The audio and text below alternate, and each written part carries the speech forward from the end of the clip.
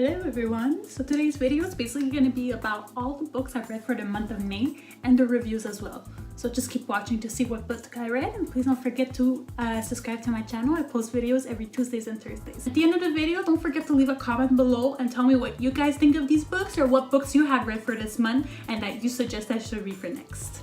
So let's begin. The first book I'm going to be talking about is Daisy Jones and the Six. So this book has been pretty much everywhere over the past few months. It's been all over Instagram, all over YouTube, everywhere in stores. And a big part of it is also because, as you can see with the sticker on it, Reese Witherspoon put it inside her book club. I know this was like the book to be reading for the past few months, but I've only read it this month. Okay, so how I feel about this book. I give it a 2 stars out of 5. So the reason why I give it 2 stars out of 5 for this book is that I felt like it was very cliche. The storyline was very mundane. There wasn't anything really that would draw me to the characters. It was all just like if you were to watch a movie about a rock and roll band in the 80s, this is basically what the book is. So yeah, I was kind of disappointed with it. At first, I actually did like the book. I really liked the way it was narrated. The way this book is narrated is as if it was an interview style dialogue. So as you can see, I'll just show you what it looks like if you haven't read it yet. It's their names and basically what they're saying. It was pretty different and I really enjoyed that about the book. But the more I was going, the more that I was I don't know, I just had different expectations for this book because everyone was raging about it. I felt probably the storyline was good or the characters were really going to be like amazing. But I don't know, I just feel like Daisy Jones, she was just your regular California girl that did drugs. However, what I did like about this book is how they touched, how basically Taylor Jenkins Reid, how she attacked and tackled the subject of addiction in here. I feel like it was a very raw way of attacking the subject. The way that the characters speak about the drugs they were taking and how they weren't able to stop and what was going through their heads as they were taking the drugs, I feel like it gave a different perspective on what rock and roll was at that age, and that the drug taking part of it wasn't necessarily as glamorous as they made it seem. So that was something that I kind of felt that was a good part about the book. But overall, I found that it was like a long read, and I have this bad habit of, even if I don't like a book, I gotta finish it. I can't just let things halfway undone. So I finished it, and honestly, I shouldn't have. That's just how I feel about it. Like, I was quite disappointed. There wasn't much, you know, it's kind of like watching someone's day-to-day activities. It's kind of boring. It's just what it is. So 2 stars. Next book is called Feeding My Mother. So this one is actually by Jane Arden, and like a diary style book. Like she has dates in it, and it's how she tells the story of what it was like to take care of her mother that's going through Alzheimer's. This book really came and touched me because of the way that the author really writes. Not only does she just explain her feelings well, but she makes it really raw and you can actually feel the feelings. I don't know if you know what I mean. Like, I was reading this in the subway on the way to work and I shouldn't have, because I was crying in the metro.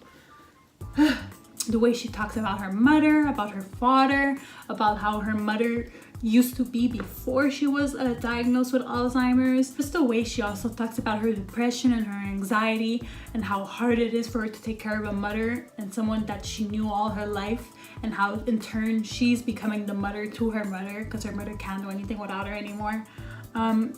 Like I said, and there's also some humor in it, so it kind of makes it like a fun read as well. It's not just sad the whole time, but you know, this is also a short read. There's only like 165 pages, so I was able to read this pretty quick. And at the end there's some recipes as well, because I'll let you read the book to figure out why.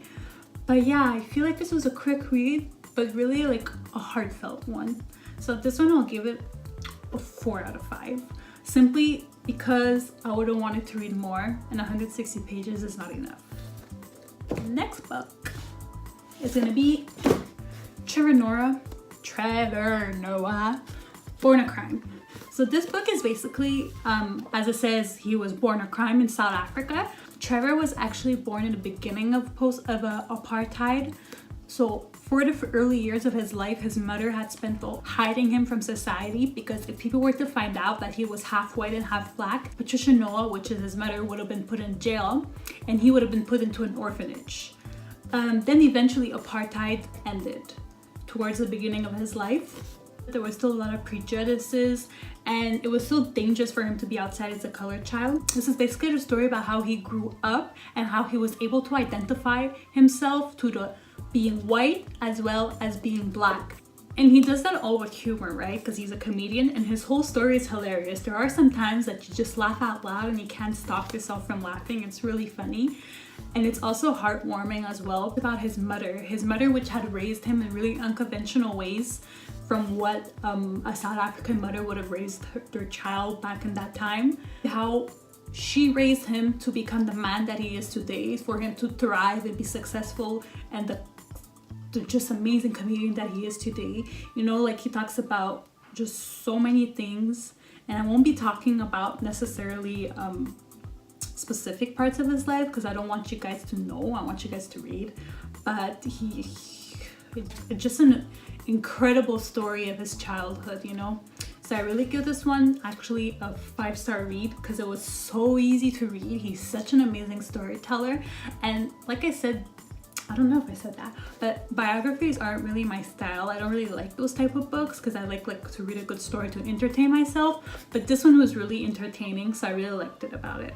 So I give this one 5 stars. So the next book that I read is actually called The Happiness Advantage. It's how a positive brain fuels success in work and life.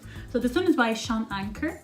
Shawn Achor is an ex-Harvard student as well as teacher, and he spent many years studying why exactly are people unhappy and what they can do to become happy. And he really separates this in all types of different principles. Like there are 7 different principles for which if you are to follow and apply to your life, he can almost guarantee that you'll be happier. What I like about the way that he teaches us how to be happy is that he doesn't just give you the information and then you have to try and figure out how to apply it to your life. He really gives you examples and ideas on how you can apply it to your life so that it's actually it's just more easy to implement in your life. And I don't really read a lot of self-help books, but when I find information that I like, I highlight it. And this book is actually really highlighted because there was a lot of good information in it. You know, like let's say if I read some random passage. Okay, I won't read a random passage because I don't know which one to choose. There was actually some good information that I still think of today, like I still think of now, and it's actually really easy to retain. And it helps you become more self-aware of what you do and why your mind is so negative, and make you more self-aware so that you could be more positive and implement all those habits. And yeah, I feel like the ideas and tricks that he gives us are really realistic and easy to implement. They're not like out of these world complicated things that it takes you like 6 years to be able to master. No, these are things and tips that he gives that you can start doing now. So yeah, so I give this one a 5-star read as well. Lastly, the last book I'll be talking about that I read for this month is called The Perfect Girlfriend. So this book is basically about an obsessive ex-girlfriend. Like when I say that obsessive, I mean really obsessive. She just doesn't accept the fact that her ex-boyfriend broke up with her. And she's actually the narrator of this book. So you're following an unreliable narrator. So it's basically the story about her that her ex-boyfriend works for this big airline as a pilot, and she's trying to find ways to actually get closer to him. So she ends up actually applying to become a flight attendant for this airline. So as any crazy ex-girlfriend, her point and her goal is to get back with him. So I won't be telling you the storyline of this book anymore because I don't want to reveal anything, but it's pretty interesting how you could see in her thoughts, because you know, as she said, she's the unreliable narrator.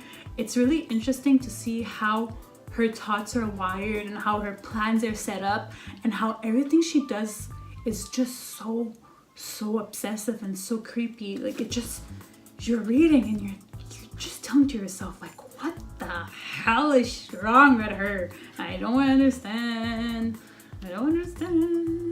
However, I was a bit off about how it ended because I feel like for psychological thrillers and these types of books, I like to read the book and be able to kind of think, right? To be able to try and guess the ending. And the ending was so predictable, it was almost cliche.